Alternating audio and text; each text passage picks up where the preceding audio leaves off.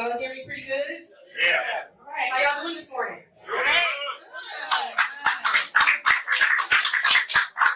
Well, good morning to you all, and thank you for joining us today for a very critical discussion. All right, but before we go any further, I want you to know we are video recording. We are capturing the space, so I'm asking folks to please sign in so that you know you're consenting to being captured on video or photography. And I want to welcome you to we're coming to get our check. Reparation check. Okay? All right. And this event, or this panel, is sponsored by the California Black Women's Health Project. We are a Black-led nonprofit focused on improving the health and wellness of California's 1.2 million Black women and girls. And we do that through outreach, education, policy, and advocacy. And this event is also co-sponsored by Anti-Violence Ventures, which is our programming for Black men and boys, founded by our CEO, Sonia Vidal. Please stand, Sonia. And represented by our ABD Ambassador George Gregory. Please stand. We also have Tanya Payne, who's here as well, who was very influential in getting us this space today. So thank you, Tanya. To alert you, if you want to learn more about Anti-Violence Ventures, you can scan this QR code. You can also meet with George or Sonia, and we have collateral here after the panel discussion, okay? So let's get into it, all right? And so our work is not possible as an organization without 100% collaboration. And I am truly honored to introduce to you our community partners, KJLH, Coalition for the Justice. They are California's only organization founded to educate and raise awareness around California reparations. Before introducing our panel and getting into our discussion, it's important for me to center our conversation with an ancestral labor acknowledgement. Okay? This country was built off of the exploited, forced, unpaid labor of African Americans who were enslaved in the United States. This country's economic growth into the richest country the world has ever known was and is made possible by the horror of the transatlantic slave trade, U.S. chattel slavery, de jure, and de facto segregation and beyond, which was mandated and enforced by the United States government. In the words of Ta-Nehisi Coates, never forget that we were enslaved in this country longer than we have been free. My name is Natalie Champion, and I serve as a project manager for the California Black Women's Health Project, and I will be the moderator of this great panel today. It's important that I position myself as a descendant woman who focuses California Black Women's Health Project's reparation work as a pathway for healing and wellness for our community, which is shaped and influenced by seeing up close the leadership and service of my husband, Marcus Champion.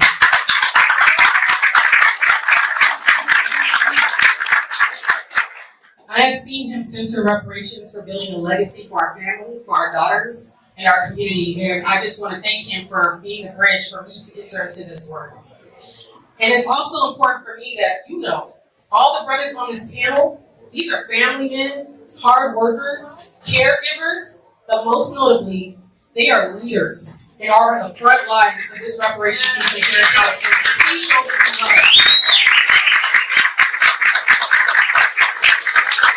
I just want to introduce and welcome our CJEC leaders. I'm going to start with Reverend Jose Francis II, Chad Brown, please raise your hands, Marcus Champion, Karen Smith, Josiah Williams, and last but not least, Chris Lobson.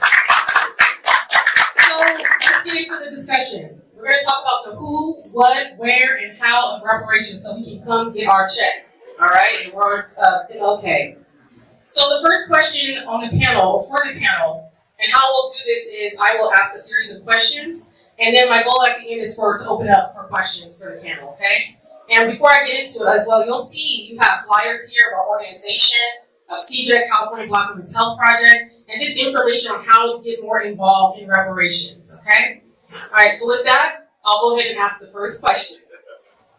So, What is reparations and how did we, as a state, get to where we are now? Thank you so much, Natalie. Appreciate you for that amazing question. First of all, brothers, sisters, everybody in the building, put your hands together for yourselves right now.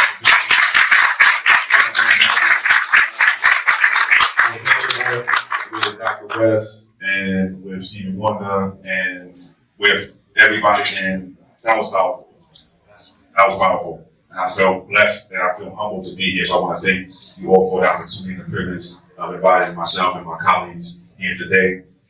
What are reparations? How do we get to where we are now? First, let's talk about where we are right now. So where are we right now? We are right now closer to reparations than we've ever been. Literally. That's not what they call cap. That's not BS. That's not hyperbole. That's literally the truth. Why is that the truth? California is now the first state to create a statewide reparations task force to study and then develop reparations recommendations. No other state's done that. No other state's to do this. But let's talk a little bit more about where we are specifically though. So we're in what I call a transition period right now. We are in the middle of, or right after, the end of the California Reparations Task Force's work, which ended in June of this year, so early in the summer. And we are right before the 2024 legislative session, where we will, for the first time, actually, in U.S. history, in state history, have actual reparations bills on the Senate floor, on the Assembly floor, and on the governor's desk. So we're going to transition period. How do we do that? So let's. I want everybody to walk out this room with some basic understanding of where we are and how we got here. So in 2020, California passed something called AB Assembly Bill 3121.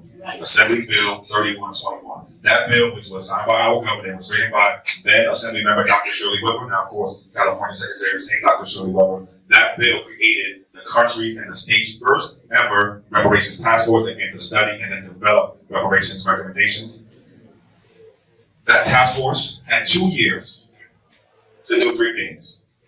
2 years to do 3 things. The first thing this statewide task force had to do was study reparations with a specific focus on what California's role was in slavery, what California's role was in the things that came after slavery. Some of us were taught that California didn't have no slavery. That's not true. And with thousands of Black and African Americans enslaved right here in the state of California, some right in the area where we're sitting right now. Study reparations, number 1. Number 2, educate the public. Bring knowledge to the people. Number 3, develop reparations plans and recommendations. So what do we actually do? What are the reparations? Who should it be for? And how much is owed? What was lost? Which leads me to the answer to the other part of the question. What are reparations? I mean, I've said the word reparations probably about 10 times already. What am I even talking about? So generally speaking, when we talk about reparations, we're talking about taking action to repay and repair a particular community, the survivors and the descendants of some type of human rights violation. I actually really appreciated what Dr. West said just about 10, 20 minutes ago. This country didn't have or doesn't have a race problem. We had a catastrophe. Yes. Our people we're not supposed to be here. We wasn't supposed to make it. So it's more than a problem. We were the targets of a genocide, to be honest with you. So when we talk about reparations, we are really talking about taking action to repay or repair the survivors and the descendants of some type of human rights violation. In our case, it's slavery, and then the things that came after slavery, or what we call the after effects of slavery, that we still feel right now. By law, though, let me talk specifically, and I'll end here. By law, the State Reparations Task Force is required to create reparations recommendations that come in 5 different forms: compensation, restitution, rehabilitation, guarantees of non-repetition, and what we call satisfaction. Compensation, that's the financial, that's the monetary, that's the checks, that's the cash. We have a saying, my brother's already saying, if you don't have compensation, it ain't reparations. Right. If it doesn't include direct financial compensation, it's not reparations. Restitution, that's the return of land, the return of property, the restoring of us to where we would have been, could have been, should have been, have the bad things that happen to us never happen in the first place. Rehabilitation. These are what you might think of as the non-financial forms of reparation. So, free college, free medical services, free legal services from cradle to grave. Guarantees of non-repetition. These are the changes to our state government, changes to our state laws, changes to policies to make sure that what happened to us never happens again. And then finally, what we call satisfaction. These are what you might think of as the more symbolic forms of reparation. So a formal public apology from our state government actually acknowledging what they did, changing our textbooks to make sure that what's actually taught is actually what actually happened. Compensation plus restitution plus rehabilitation plus guarantees of non-repetition plus satisfaction equals reparations. Right. And by law, the State Reparations Task Force, which made over 100 different reparations recommendations, has recommendations in each one of those 5 forms. Last thing I'll say is the State Task Force also decided who should be eligible for reparations. So for us, this was a no-brainer. We actually helped write the law that created the State Reparations Task Force. So for us, this was pretty clear. To be eligible for reparations in California, and everyone here should have one of the cards that we put on the seats and the packets. The eligibility criteria is on one of the sides of those cards. So there's 2 things that you need. First, you need to be a California resident for at least 6 months at any time between the years of 1850 and 2020. That's everybody. And in addition to that, you also have to be a descendant of an enslaved or free black person who was living in the United States before the year 1900. You actually have to have an ancestor who was enslaved somewhere in this country. I think I'll stop there. Okay, thank you. I don't know how we got here. So I guess the next question is, why do we need reparations, and why should black men care about reparations? Let's talk about that. Yeah. Chris, by the way, Chris. LODG, that's on. Cool. My name is Karen Smith. That's K-I-E-R-A-N. That's what the question one more time said? And why do we need reparations, and why should black men care about reparations? Great question.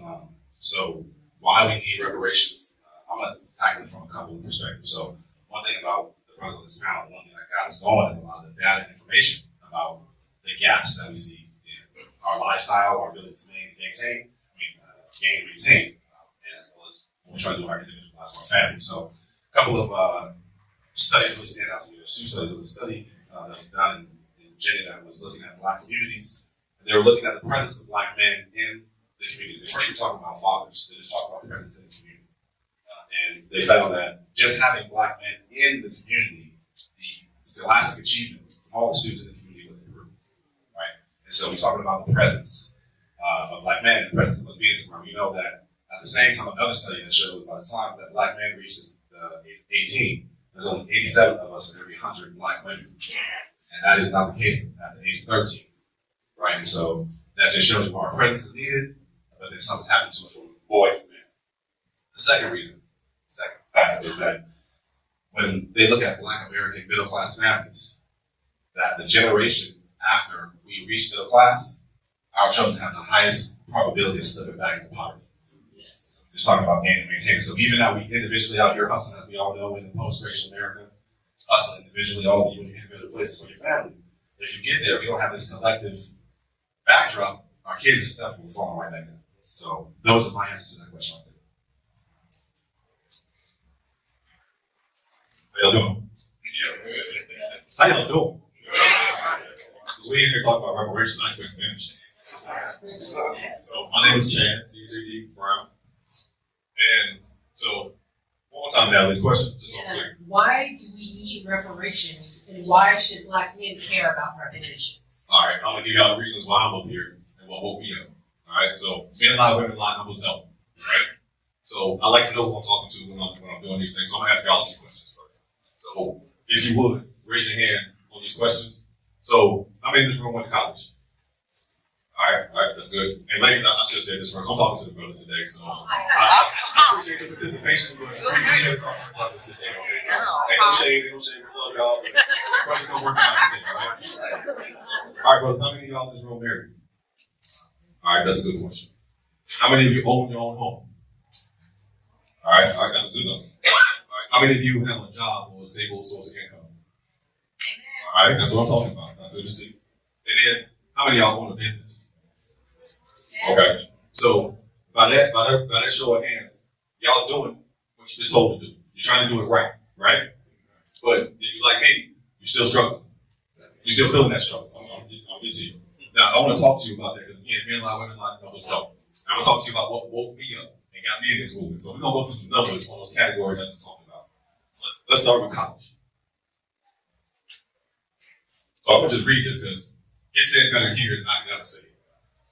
So black household heads with a college degree hold $22,000 less wealth than white household heads who lack a high school diploma. Say it again for me. So black households with a head of household with a college degree, you did everything right. You went to college. You got your degree. You got $22,000 less than a white household that's led by somebody who dropped out of high school. Okay? We need to understand the numbers. This is what I'm talking about. Because see, we sit around and we think that individually, because we're doing all right, that we're good.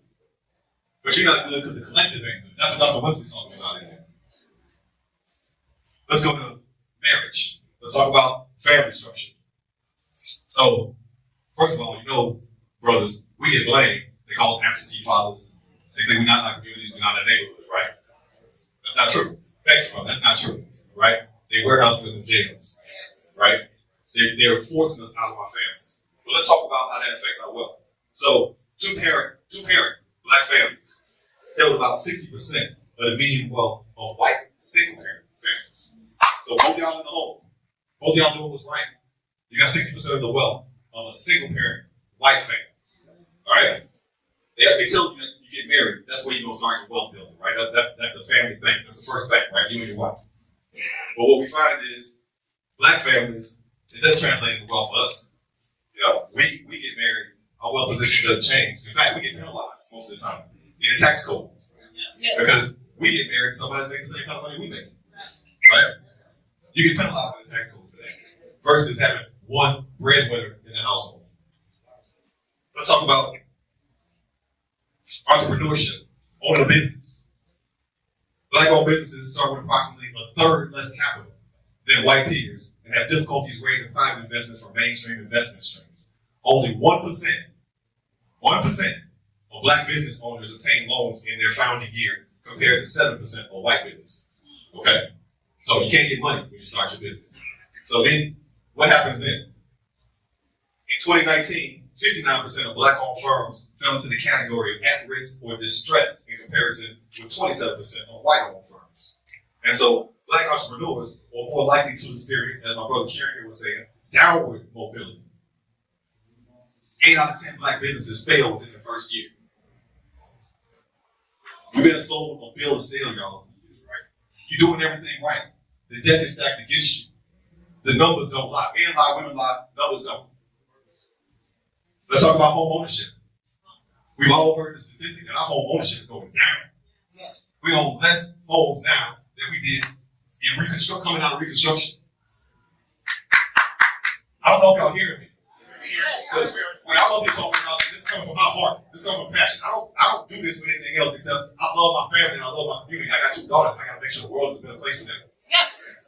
If they don't have anything, if they don't have a community to plug into, who's going to protect them? What they going to do? You see, I'm going to go off script a little bit. You see what happens to black men at the top when they get ready to take them down. What happened to Michael Jackson after he died? What happened to Bill Cosby?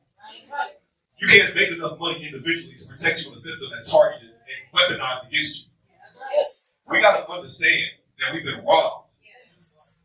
With not only our labor, but as the brother Chris said, everything that came after the Homestead Act in 1862. That's the undergirding of white wealth. That's where they got free land. They got business loans. They got land grants. They didn't get that to us. We got locked out of that. And the list goes on and on. The GI Bill, locked out of that. The New Deal, locked out of that. Everything that this government has done has not been for us.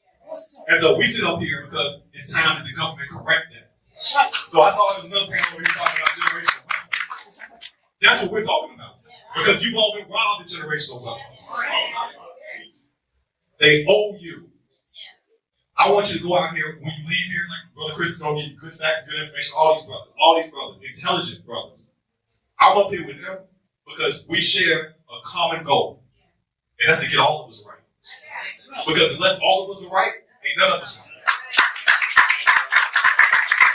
right. Men lie, women lie, numbers don't. It's about $120 trillion of household wealth in this country. We comprise about 14%, give or take, of the population. We own less than 3% of that wealth. Y'all ain't got enough money to live. It ain't enough money for you to go around with the 40 to 50 million of us that there are. We out here dying, and you see it. We're 40% of the homeless, yet 6% of the population. We're 40% of the incarcerated population, at 6% of the population. This is not by accident. Brothers, y'all are being targeted. So why should you care about reparations? If you care about yourself, if you care about your family, if you care about your community, you need to care about reparations. I'm gonna stop there. I'm gonna stop right now.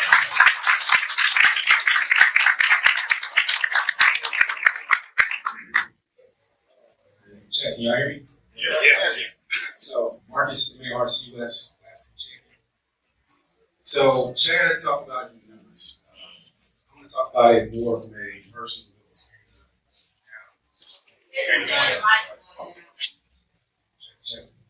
Y'all hear me now? Yeah. Alright, so, not necessarily if you were born here, but if you've been here last 3 years, how many people here from LA? That's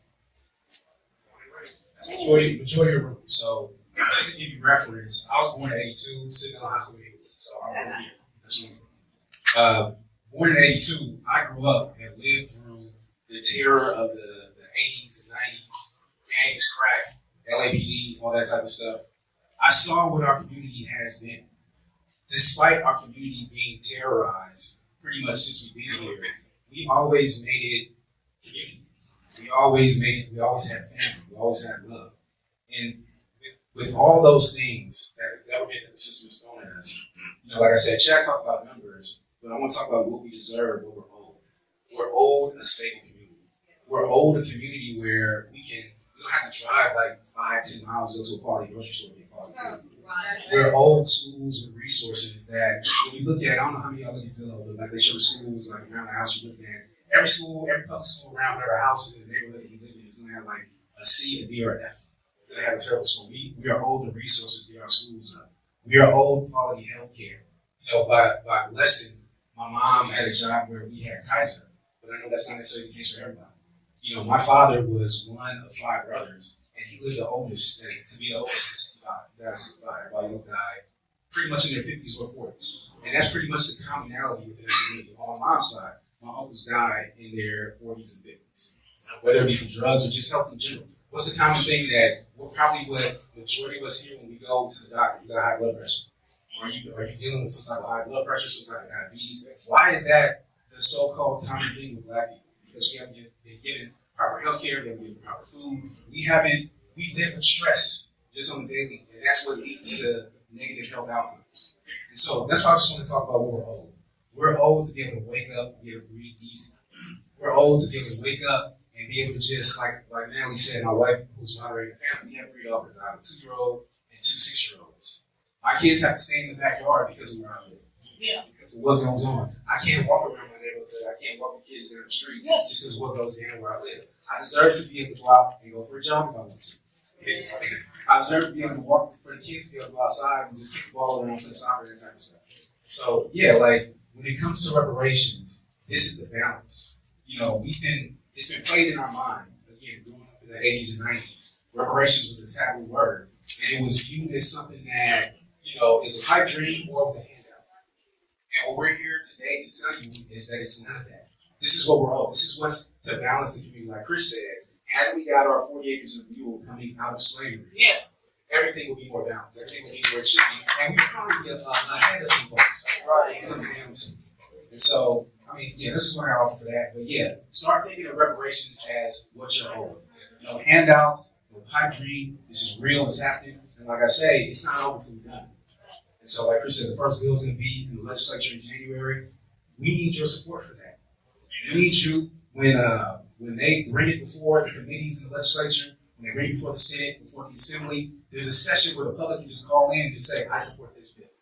I need everybody in here to stay plugged in. So when that happens, you can call in and do your part, even if it's just that. Because whatever you do helps us get across the finish line. Yes. And people that don't want to see it happen, they're calling it. SB 490. Introduced by Senator Bradford. So if you see Senator Bradford over there, shake his hand, tell him thank you. This is, okay. Hello everyone, my name is Josiah Williams, Josiah. I should have went before Chad, because you got fired. So I'm trying to do what I can. So I'm actually from Oakland, California, born and raised. So down here. And so, one of the things you recognize, like when you're in this work, is that no matter where our people are at, they're going through the exact same thing, right? And so, for me, my experience, I just want to kind of go to connect. We're talking about men. So before we were men, we were boys. So I just want to share a brief story. So I remember being 8 years old, watching the news. My mom used to always like watching the news. And so one of the things that I always saw was black men on the news, but it was always something negative, right? It was always something that was happening negative in our community. And I actually remember at 8 years old thinking, like, we can't be the only ones doing wrong, right? Like, I actually thought about this when I was 8, and I was like, we can't be the only ones doing wrong, because I got people in my community that I know who are struggling, who are working hard, right, for their families. Like, I was seeing this every day. I had people who was mentoring me, right? But why is it that we have this image all the time of our community always doing something wrong? And so one of the things that I wanted to do is in my life, I wanted to ensure that I did whatever I can to be those men that were striving to try to make things happen. But as I got older, one of the things I realized is that no matter how much I did, I was always close, right? But not able to actually reach and touch whatever it is I was trying to achieve. Like, I was able to see the finish line, but it was almost like that I was on a treadmill that I didn't see our hamster rhythm. You know what I mean? But when I got older, I started realizing the systems that are in place to try to keep us in a certain location. So as Chad was bringing the data, right, regarding what it actually looks like, in our lives and how it affects us, the picture is clear. Like, you actually look at all the different things that we were given, right? We were given enslavement, right? We were given Jim Crow. We were given mass incarceration. We were given, like, we didn't manufacture the drugs and the weapons that came in our communities. It was given to us. Jobs was taken away, right? So we look at all the things that was given, right, that had a negative impact on us. We can see our health condition currently in the United States. We can see our wealth position currently in the United States. We can see all of our socioeconomic conditions in the United States. The one thing that they haven't given to us was justice, right? We haven't received, and justice to me is reparations. We haven't been given reparations. And in my opinion, based on what we have been given, all these negative things, for those who say that it may have a negative impact, if reparations would have a negative impact, they would have given it to us already.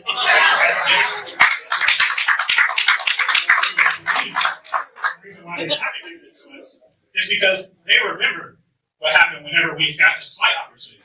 They remember what happened as soon as we came out of slavery. They seen all the things we was able to make from nothing. Imagine actually giving us something. So that's the reason why we have to get reparations, but that's also the reason why we must have it. So when it comes to black men, I want to say that me having those examples that I was able to look at and see, despite what I was actually dealing with in my life, it allowed me to actually make different strides. And so us being black men in this effort for reparations, the impact that we'll have on our community, the youth, they'll be able to look at us and see black men, strong black men fighting for justice to make change in our community. And so it'll actually help encourage them to do the same as well. So that's the reason why black men are needed in this.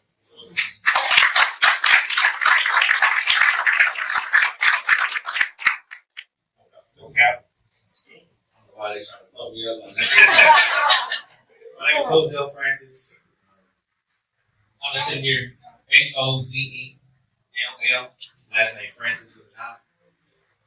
And I'm a Los Angeles native, born and raised. And I'm proud of that. God is saying I actually like to live in some already fulfilled. Wow.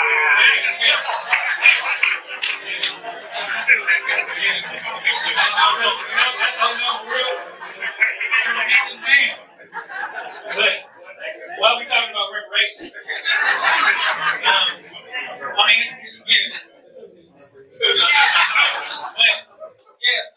at the end of the day, as a Christian, as a minister, as a follower of Christ, I have a hard time justifying some of the answers to reparation that come from those in the faith community. costs. Yes. And so many times there's almost a biblical, even in fact, a biblical case that's presented against reparations, or even people that we expect or that present themselves as Christians, or this is a Christian country, a country that's focused on God and doing things in a moral way. And then to deny somebody their due wages don't line up with the Ten Commandments. That's that way at the beginning of the book. So I'm like, if you can't get past the Old Testament, you can't tell me nothing about how to live today. So that's my personal one of my personal issues with understanding it from that perspective. And then even the fact that we were I think it was Marcus mentioned 40 acres of view, that started with the church. It was 20 black ministers that went and negotiated that deal. Our ancestors did. And that's what the 40 acres of view came from the church leadership. Those black men that went down here and negotiated with the United States government to secure generational wealth for generations to come. And we got swindled out of that. According to the way that they started to move after the Freedmen's Bank and all of those different things that they defrauded. That's not biblical. I'm just trying to help somebody to understand that. And so if we live in a nation where they print on the money and God can trust it, you got to do what God told you to do. The Bible taught that you don't release a slave without making something to go out there with. They also taught that, yes, the slave treat your master a certain kind of way, but also told the masters treat slaves a certain kind of way, because we all supposed to be serving the same master, which is the Most High God. And so if you put yourself under the proper authority, you're supposed to love your neighbor as you love yourself. That's the greatest commandment. That's what the Bible told me. And so I'm just going by what I read. I don't know. I guess that's why they wanted us to read it in the first place. But come to find out, many of our ancestors learned to read by reading the Bible. And so we understand it well. As a matter of fact, if we want to get technical, the Old Bible go way beyond the King James Version. It's a little bit more. And so, 800 years before the King James Version. And so we can go on and on and talk about this stuff all day. I guess that just gives you a little bit of why I feel like we need reparations. Because we do it. The Bible says to treat people the way you want to be treated, to pay the worker his due wage. I don't understand how a nation gonna be under God and ain't doing no certain things. So I'll leave it there.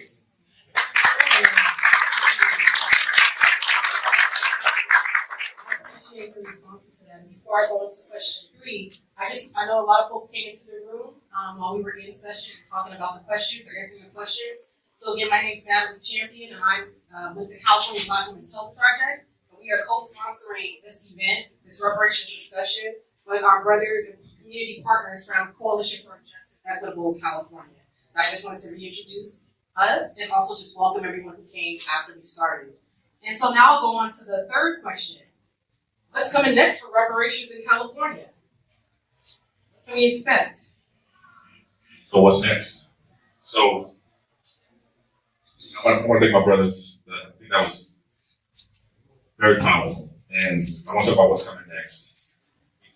Before I do that, though, I want to say, and it is the start, or somewhere at the beginning.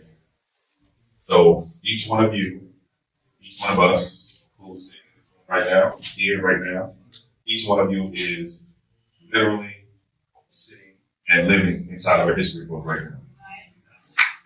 People are going to be reading and writing and talking about what you did, what we did now, 10 years from now, 20 years from now, 30 years from now, 50 years from now. That's partly because of what's coming next. So there's 3 things that's going to happen next. 3 things. The first thing that's going to happen next is that there will be reparations bills actually written. And my brother Chad mentioned one of them. We actually have one already. It's Senate Bill 490, SB 490, introduced by Senator Stephen Bradford, who we saw on the Room at the keynote speech. Senate Bill 490, that's one of what we expect, about a half dozen to a dozen bills on the way, which will be written and are being written now, and which will be introduced, let's say, early 2024.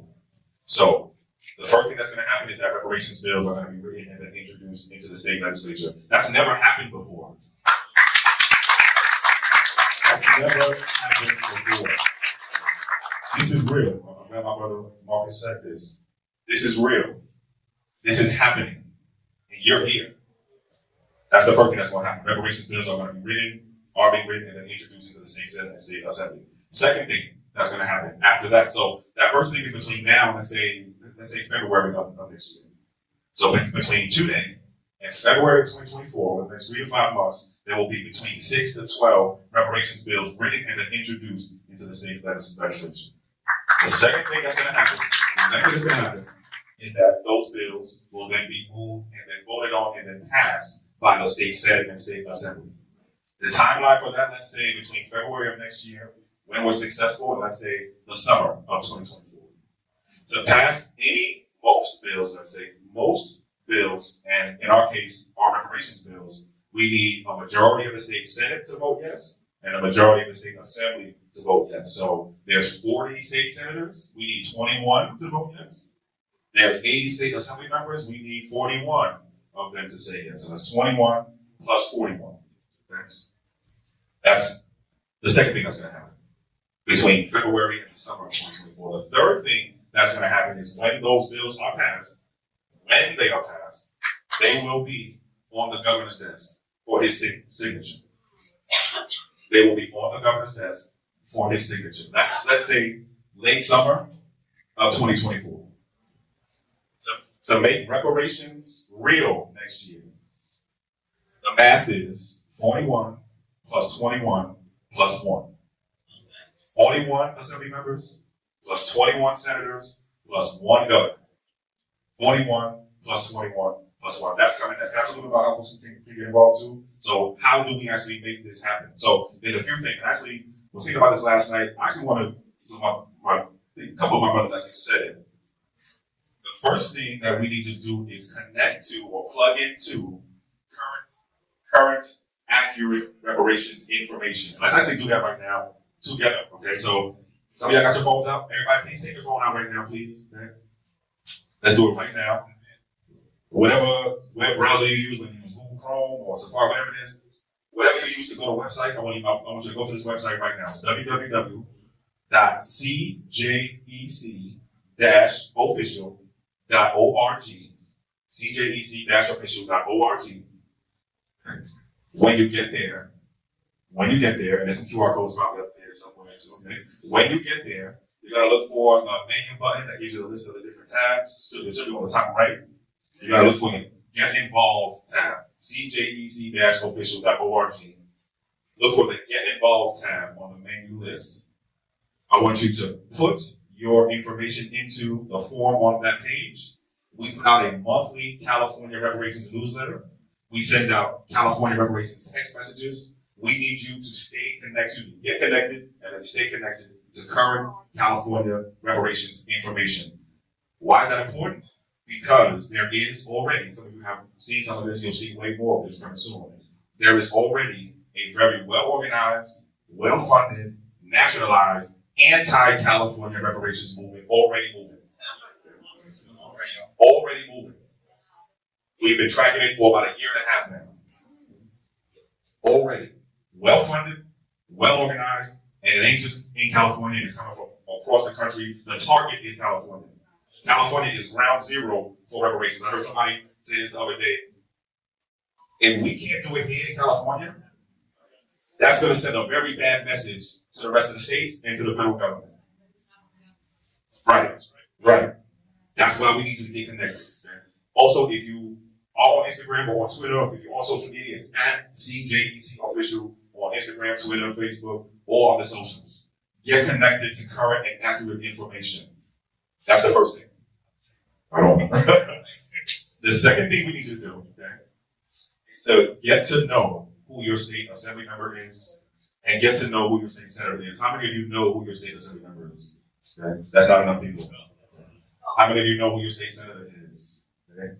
We need everybody's hand to go up next time we ask that question. These are the people who are going to vote on your reparations next year. I think we have a QR code up there. Okay. Scan that QR code right there. That takes you to a website. All you got to do is put your information in. It'll tell you who your state assembly member is, tell you who your state senator is. Bookmark that page. We must know who the people are that are going to be deciding what our reparations are. We've got 3 to 5 months before they will have something to decide on. 3 to 5 months. The next thing I'm going to ask you to do is to volunteer with us. So on that same website that I directed you to first, cjec-official.org, on that same Get Involved page, there's a box you can check and say, I want to volunteer. Check that box too. We need volunteers. Part of what we do in addition to panels in addition to speaking, we go out into the community, we hold community meetings, community information sessions, we canvas, we go into the neighborhoods, we talk to folks every single day about reparations in California. We need more people to do that with us. You can also invite us, if you have an organization, you can invite us to speak to your organization. We do regular presentations to organizations. Literally, it's at least once a month. There's some sort of presentation to some organization. So if you have one, please do send us an email, cjedc official@gmail.com, or you can send us a message on the website or on the social media with that request. We do presentations every single month. We don't charge anything. We just come and do it. We also have a new project that we just launched called the CORE Project, COR, California Organization for Reparations. This is an effort to organize and mobilize what will be the largest mobilization of organizations in state history to do what we have to do next year. We have to make history next year. We have to do something that's never been done next year. And we need as many organizations a part of it as possible. So there's more information coming on the CORE project. So once you sign up for the newsletter, you'll get more information on that. We are holding regular meetings with organizations now. We hold regular once a month information meetings for organizations who want to participate in this project. And then we have monthly coalition meetings for those organizations. So join the CORE project is the next thing that you can do. If you have any connection to any media, radio, podcast, please invite us to come talk and educate the public about reparations. And then finally, donate. We're all volunteers. We've been pouring our own money and time into this movement, into this work for several years, at least the past 3 or 4 years now. We have real lives, we got kids, we got jobs, we got school. We are regular, everyday Black folks, as we like to call ourselves. Really, true. Donate. Every single dollar you donate goes to the work itself. So those are some of the people get involved. Can I add something, Chris? Please, So I think we didn't explain what SB 490 is. sir. And I need y'all to understand how important this bill is. So raise your hand if you knew that Japanese Americans got reparations in this country. All right. Raise your hand if you knew that Native Americans got reparations. Just found out. So when Japanese Americans got their reparations, they had what was called the Office of Redress Administration. That was a federal agency that facilitated their reparations process. When Native Americans got their reparations, they had what was called the Indian Claims Commission that paid them out their reparations. SB 490, introduced by Senator Bradford, will establish the California American Freedmen Affairs Agency. That's us. We need that agency if we're actually going to get to the reparations. So when Chris asked, did you know who your assembly person or your senator was 4 years ago, I wouldn't have put my hand up because I didn't know. I checked out. Just like all of y'all, politics wasn't doing nothing for my life. After every election, I woke up the next morning, I was still broken, I was still hungry. These are the politics that will impact your life. So I see some young brothers and sisters in here. Check in. If you're about to be 18, understand these are the politics that are going to impact your future, your ability to be successful in this country. And if you've been voting for a while, and you know that you vote, and the people that you vote for haven't been doing nothing, I'm sorry, I want to say something else for you. This is where you check in. Stop letting them come down here and tell us just because they look like us that we should vote for them. Stop letting them come down here and play the saxophone and pull the hot sauce out and say, look, I'm just like y'all. You look them straight in the eye and say, we got SB 490. Where you stand on that? If the answer is, what's SB 490? They ain't good enough. If the answer is, I'm not supporting that, they ain't good enough. We gotta stop giving away our votes to people that don't care nothing about us and ain't gonna do nothing for us. We gotta start understanding what's in our best interest and start voting our best interest. I don't care what they look like. I don't care what party they claim. I got an agenda. And if you want my agenda, I'm with you. Know who your assembly person is. Know who your senator is. Get in their faces. Call their offices. Email them. Text them. Send a carrier pigeon. I don't care how you get out, but get out. It's time for us to wake up as a community, collectively, and understand that politics is how we win this game. I read those numbers out to you. You ain't gonna educate your way out of it. You ain't gonna entrepreneur your way out of it. You gotta tell this government to make us right and pay us what they owe us. I'm gonna stop here.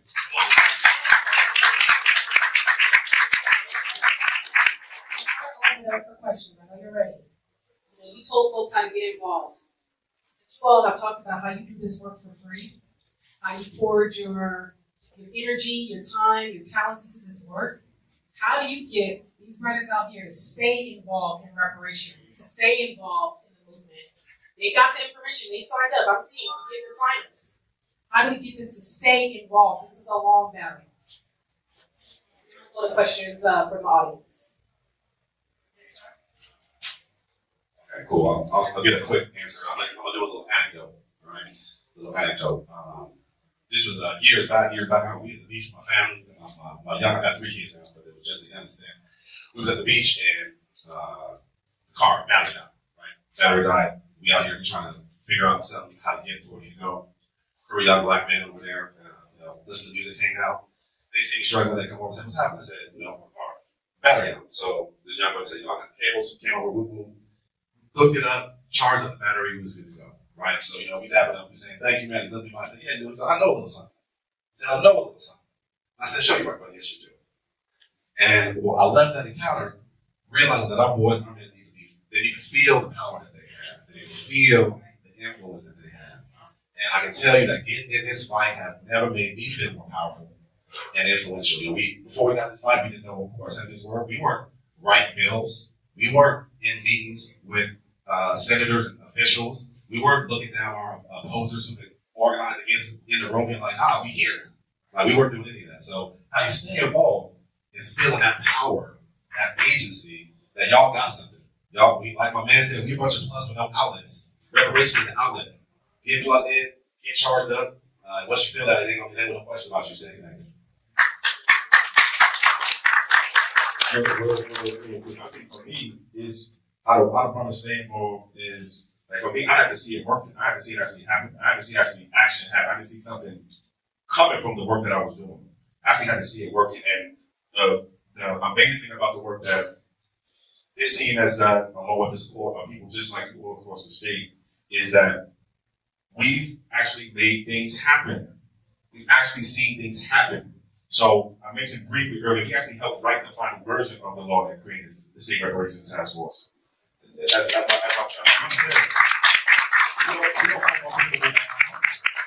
don't come from, we didn't go to school for politics. We didn't go to school for legislation and all that. We're not trying to run for office and all that. Maybe some of us will now, right? But we come from all different kind of walks of life. So for me, it was about seeing things happen. It was also seeing and being around brothers who were similar to me, who I could relate to, who came from the same neighborhoods I came from. So y'all can already tell I got a different kind of accent. I'm from the East Coast. So I'm from New York. I was born and raised in Manhattan. So for me, it helped me being around people who came from the same kind of circumstances that I came from. So that's how I stay connected. That's part of how I stay connected. I think that's part of how our brothers, especially our younger brothers, stay connected too. All right, I'm going to go to Marcus, and then we're going to take questions from the floor. Yeah, so the question is how to keep brothers engaged. And it's a very blunt and direct question. Do you care about your generation? Do you care about yourself? For me, doing everything right, like Chad said, doesn't guarantee success. My wife and I, we're both college graduates. We were married in 2009. We were married in 2009. January is our PCU anniversary. We were married in 2009. Within 2 years of us getting married, I was laid off once, she was laid off twice. We're both college graduates. We were supposed to get everything right. And we struggled. And even after having children, we still struggle. And so for me, I don't want my kids to deal with that whatsoever. I don't want them to know at all what a layoff is, what struggle is. Just with life in general. That's what comes with life in general. But to be able to go out and do the right things, it should mean something. That's what reparations does for us. It allows us to take our decisions, to take our movement as a people, how we can do the right things in this country for over 150 years or over 400 years, really. And actually see the results, actually see the fruits of what we've done. I kind of lost my thought, but yeah, that's it. Like, do you care about yourself? Do you care about your kids? Do you care about your generations? That's the motivation. And that's where I was going to go. This has been going on since emancipation. This needs to end with us. It should be the last step before we actually get the reparations. So that's why we need to get involved, because for every single one of y'all that decides to get in it, that's a step closer to getting to the end. Well, I agree with everything you said, and I'm just gonna add this. I think brothers should be engaged because you owe money. How many of y'all out here had somebody owe y'all some money? How many out here they owe you money? You see them in the club buying drinks, or they got new shoes on, or they in the mall shopping it up. Now, how many of y'all saw America giving Ukrainians billions of dollars? How many of y'all see them giving illegal immigrants money and benefits? How many of y'all see them sending your money other places? So what brothers need to understand is this country owes you money, real money, in the trillions of dollars. Now, that's hard for us to understand because we ain't never seen $1 trillion. In the trillions of dollars, this country owes you money, and they give it away right in your face. And then they come to you and say, still vote for me. That's why you should care. Just like if your neighbor owes you $20, you're going to go knock on your neighbor's door and say, where's my money? You need to be knocking on your senator's door. You need to be knocking on your assembly person's door. You need to knock on the president's door. Where's my money? That's why you should stay involved, and that's why you should care. At California Black Women's Health Project, your overall health is the top priority. The COVID-19 pandemic has impacted the Black community in numerous ways and continues to hit underserved communities. Testing and vaccinations have been helpful, but now there is more you can do if you test positive for COVID-19. New treatments are available if you test positive through your healthcare provider for free, but you don't need to have health insurance to access these treatments. Visit covid19.ca.gov/treatment or call 833-686-5051 to get information on testing and treatments near you. Hello, everybody. Hello, Kings and Queens. Salute to everybody that's come today. I feel very heavy right now with just a burden of our civic duty to each other. We need to make sure. Hello? Yeah, we need to make sure before anything else that we're unified. That we're unifying behind it. To make sure that we're unifying with the goal of each other and being for each other. I love all the things that were brought up here, because a lot of the issues is just the misinformation and disinformation. So my question is, our key takeaways and action plans for everyone here to take back to their local communities, to their employees, everything, because overall we're not right. You can't drive through Figueroa and not see our people there. And I want to make sure that we understand what the goals are, what the next steps are, alongside of the things that have been discussed today, to make sure that we accomplish what did not happen as owed to us. And this is the last part here. I'm sorry, this is it. This is not just a debt that's owed to us. Anybody that says that I have a part of that, go to Germany and say, for the Holocaust victims that are getting reparations there, that debt is not, you're inheriting the debt that is owed. I'll leave it there.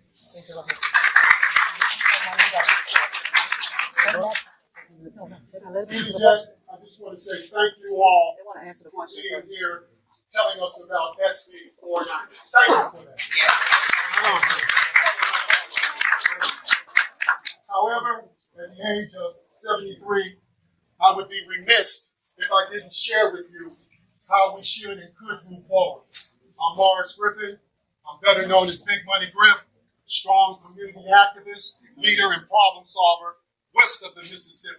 Shirley, here is Governor Gavin Newsom's phone number. I'm asking you all to call him because he was notorious in making sure that Shirley Weber had the SB 3121 put into existence. So now what I want you to do from LA, even though I'm from North New Jersey, raised in New Jersey, but I'm in LA now. Been here since the 70s. Had a shot with the Lakers back in the day. But you're not going to do that. But at the same time, I'm going to drop the dime. No reparations, no black vote. No reparations, no black vote. So when you go into that voting booth and you see that we don't have reparations, I can't vote for you. I can't do it because we've been bamboozled and hoodwinked all our lives since the 60s. And so now what I'm saying to you all, it's time for us to say that Ukraine, Afghanistan, Russia, these new immigrants that's coming into America, they get hotels, motels, Holiday Inns, they get telecom, they get everything. Everybody gets there. And we were the first best friends that white folks ever had.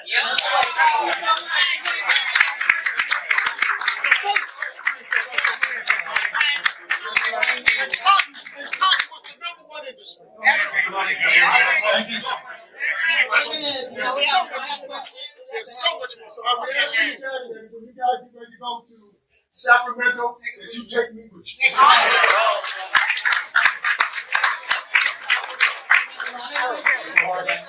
we have a lot of questions, so I just really want you all to ask your question, please. Yeah, So I'm just gonna ask a question. Keith Davis.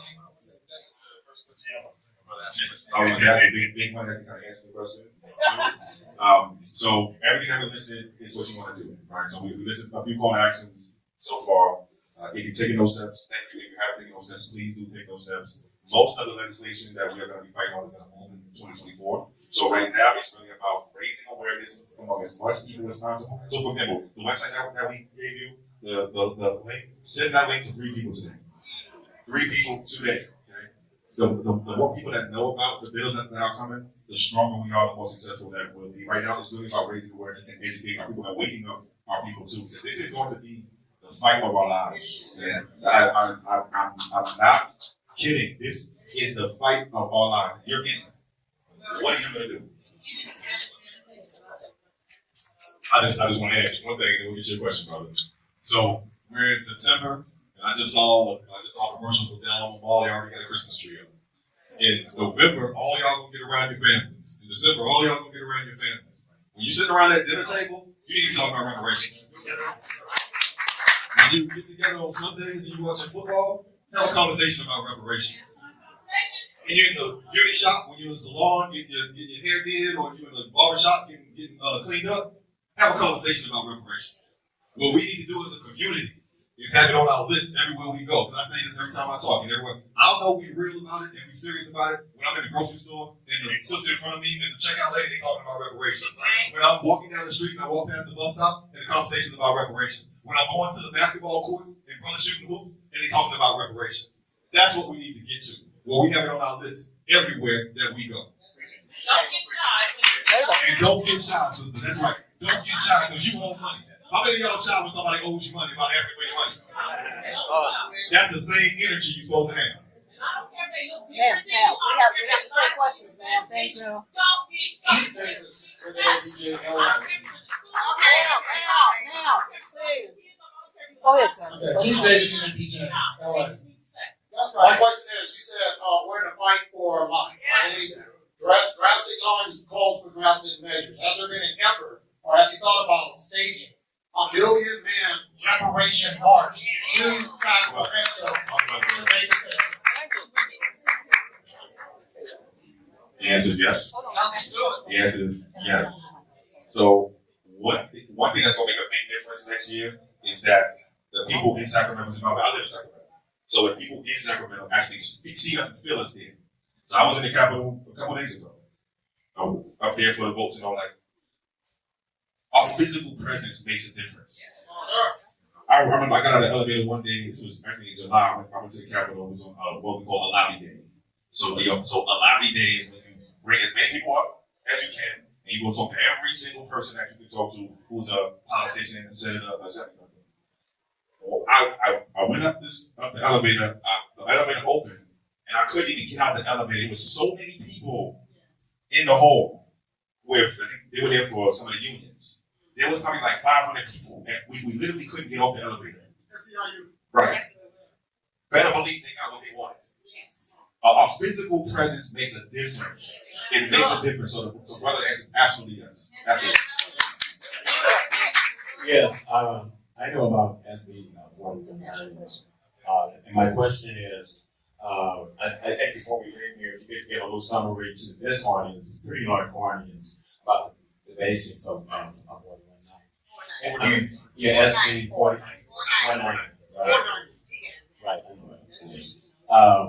And you mentioned earlier that there will be about 12 bills that's coming in. Have you guys collectively work with all the legislators? I'm thinking Well, you know, some may say this is too many. I'm not gonna support this. Have you guys been working with the legislature? I'm thinking maybe they could be summarized and reduced with the possibility of them voting for it, as opposed to having 12. I'm gonna let Chris answer that question. I just wanted to piggyback off of the question about the march because a lot of times it feels insurmountable to get us all together and make something happen. We have a show called Politics in Black that we put on, that we go and delve into all of our historians and movers and shakers in our community. And we had our elders from SNCC who came to the show. And they, yes, sir, student nonviolent committee, and they came on and talked about the March on Washington. And they organized that march in 3 months, y'all.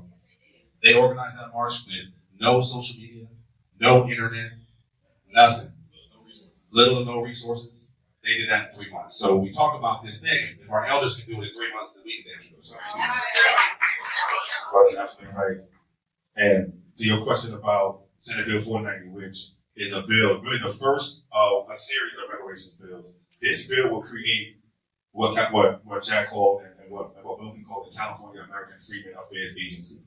This will be what you might think of as a reparations agency. So this will be when you go to apply for reparations, to show that you're eligible for reparations, to process your payments and your claims for reparations. This will be the place where we actually go to get the reparations. Also, this will be a place and a space specifically to serve the needs of the descendant community. And I want to say this again. As Black folks, I think a lot of times as Black folks, but specifically as Black Americans, as Americans who descend from persons who were enslaved in this country, we don't see ourselves as a specific group of people. We are a specific, unique, and special group of people. We are defined by more. We are defined by more than the color of our skin. We are defined by the contribution we make to this country. Nobody can be us. Even if sometimes you look like us. Nobody can be us. Because nobody's done what we've done. This will, in addition to being a place where you get your claims processed and all that, and you show how you're eligible and you apply for reparations, in addition to doing all those things, this particular part of our government, this new reparations agency, will be an agency with the power and the money to serve the education needs of our specific community, the healthcare needs of our specific community, the housing needs of our specific community, the business needs of our specific community, the legal needs of our specific community, et cetera, et cetera, et cetera. For the first time ever, we'll have a place in the space just for us. The Native Americans have a special place just for them. The people who just came to the country have a special place just for them. We don't have nothing yet just for us. This will be the beginning of that. And to the second part of the brother's question, why multiple reparations bills? Why not just one bill and everything in it, or some combination of bills? We actually thought a lot about this, and I think there's arguments on both sides of this. If you have one bill, you get to put it all together. If you have multiple bills, you have multiple chances. And I think the thinking was, and to the other part of your question, yes, we have been talking to the people who are working on the bills. By the way, one of your questions should be who's writing these bills, right? So you should expect these bills to be written and introduced by members of the California Legislative Black Caucus. So California has, so the national government has a congressional Black Caucus, like a national thing. California has its own California Legislative Black Caucus with just the California state legislators who are Black. That caucus, the members of that caucus will be the ones who are introducing bills and writing bills for reparations. And I think, just to be frank and honest, I think there are arguments on both sides of it, but I think the thinking was that because this is so important, we want to advance a package of bills at the same time.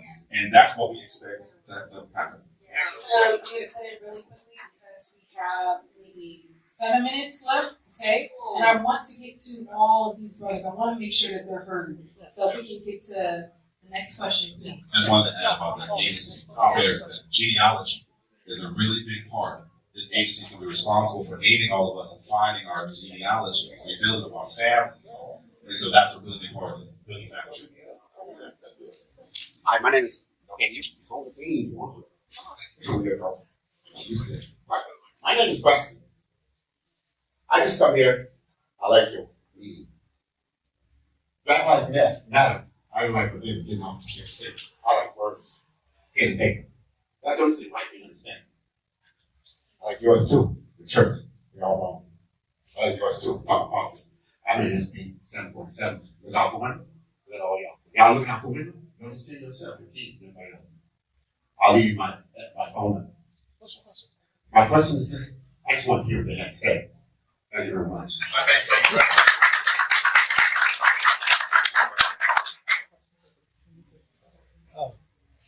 Hey, Zach. What else that? I had a question. Some other questions.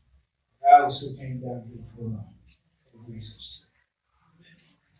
I hear everything that y'all saying, but I find it kind of difficult to get to the important peoples that y'all talking about here in the village, because there's a blockage in getting to them. That's maybe y'all not where I am, but really it's a lot of things out there that y'all. And there's some people that already know right now about here. And it depends on me. Walk out here, a lot of again. The information down here. Because I've been blocked on the phone.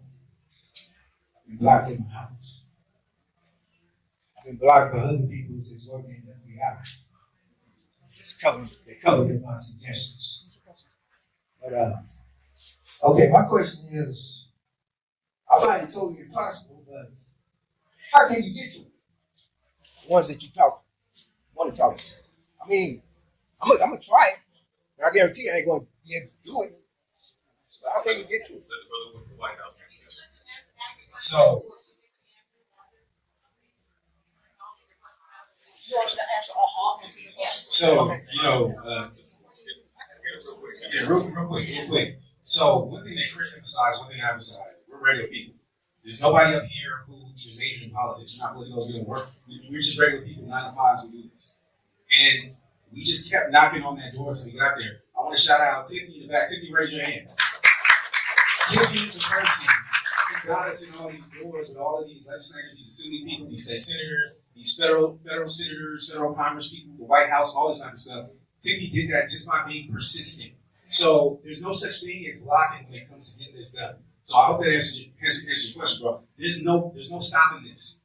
There's nothing special about us. We're just regular folks. We won't take no for an answer. And I would just add to that, please join us and we'll make sure to do it together. Sometimes you do it on your own, you know, but you got us, so we'll make sure you're not blocked. So I just want to say that. okay.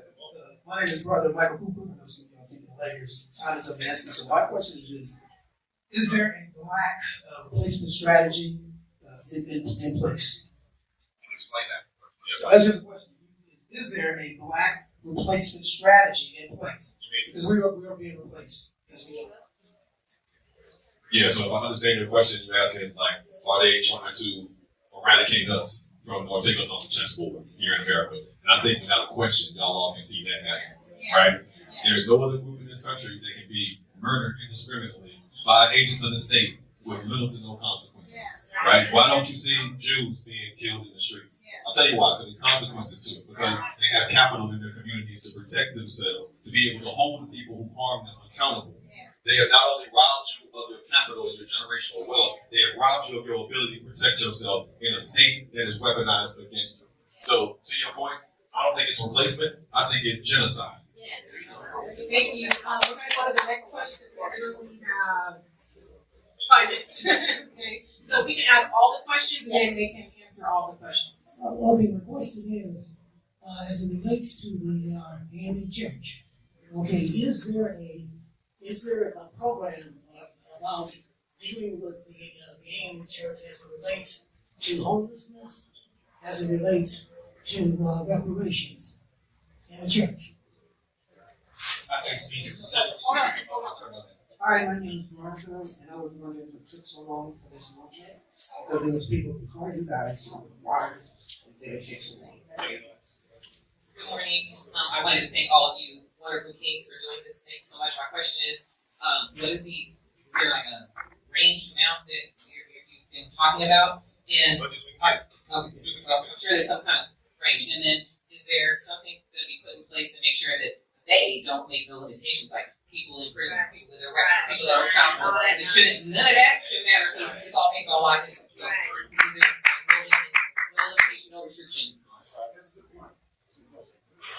I'm only 16 years old, so I want to. As a 16-year-old, what can I do to help this movement? Since I'm about to be 18 years old, you know, I'm starting college soon. What can I do to help this movement out? Thank you very much. Good afternoon. My name is Don. I'm the Director of Housing here at KJLH, so can you give me connections to students? My question is, can you do a brief summary, not necessarily now, but I want you to speak about the non-monetary things that you put in place, because the dollar doing what it's doing, I'm looking for how we're undergirding that with other forms of wealth to the organization.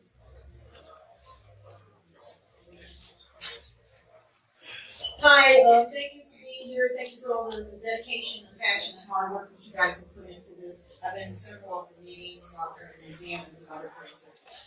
First, I want to say to Hosea, that's your name, Reverend Hosea? Not all Christians is God recognized, okay? But I had to tell him that because of what he said. My question is, other than canvassing, do you guys have a call center set up for us to get a listing of organizations that have a massive amount of African Americans that we can connect with? And if you do have a call center, and if you need a volunteer, I will volunteer. I live in Florence, Louisiana. I'm 81 years old. I'm from South Carolina. And ever since 1968, I've been yelling reparations. They told me that I was crazy. And nope. But the thing is, my question is, look at Johnny. Right?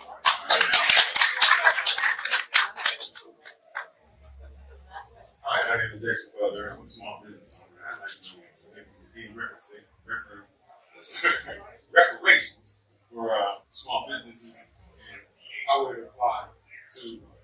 I'm a mail contractor. I want your mail get to Los Angeles out of the bank, and I'm going to be on mail contractors in LA, and we are what we used to be. The Pony Express. So yeah, it's rough on that's awesome. All good.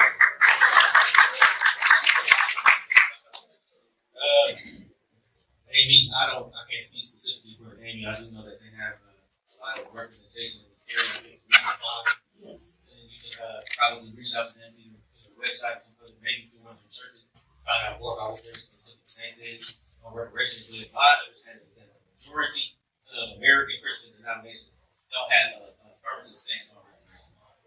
No, they don't. And also, all right, so come on, I took down some notes on the question. So first, from the young brother, what's up, brother? What can the youth do? I think the first thing you can do is invite us to talk to your school. Yeah. We actually want to go to your school and actually talk to the kids there. So that's, I think, one of the first things you can do. The other thing you can do is actually yourself talk to the kids in your school about reparations too. So see us after this meeting, invite us to talk to your school. I'm actually in the planning right now of talking to at least 2 schools, and one in Oakland and one in Sacramento. So we actually want to talk to our young folks, even some of the folks who are not at voting age yet. We still want to put this on their minds. So see me after this, and let's set up a meeting with whoever it is at your school so that we can actually talk to the kids in your school. The second point on the call center is we actually have our own phone number, and we need volunteers to help answer some of these calls. We get a bunch of calls, especially since we've been promoting on KJLH. So we definitely need folks to volunteer for that. So the answer is yes, wherever you are. Please see me after. I'll give you my contact information. You can start like Monday. Okay. All right. Dollar amount. Thank you for the question about the dollar amount. Y'all have been hearing different numbers over the past few months and probably last year. First you heard 220-something thousand, then you heard 360-something thousand. Now you heard something about 1.2 million. The direction is the right direction. We are going up, right? But you should know that what the state task force recommended is 2 levels of compensation, 2 levels of financial payments. Let me try to break this down quickly. So there's 2 levels of what you're eligible for direct compensation. There's what we call a general level and then a specific level.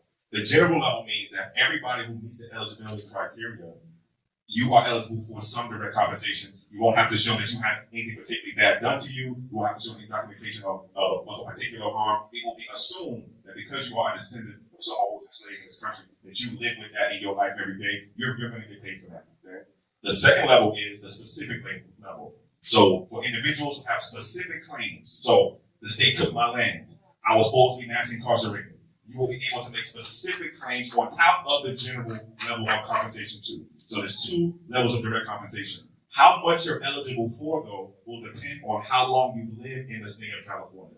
The longer you live in the state of California, the more you will be eligible for. So that's why when you hear the specific numbers put out there, it can't be right because nobody's eligible for the same thing. It will depend on how long you live in the state of California. Generally speaking, the average 71-year-old Californian will be eligible for approximately $1.2 million in direct compensation. That's the average 71-year-old. But if you're younger than that, it may be less. If you're older than that, it may be more. Two. Chris, real Yes. quick. Yep. And I want to say, related to that, that comes back to where everybody needs to get involved. Because you know what a politician will do is pass a bill, give everybody $100 and say that's your reparations.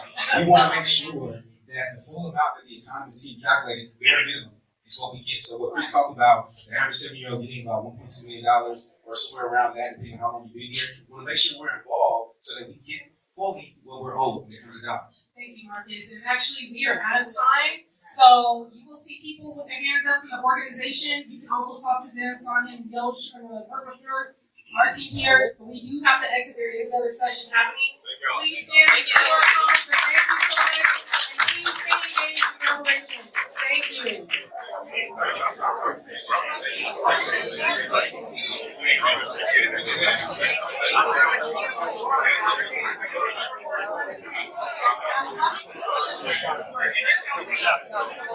Stop that one.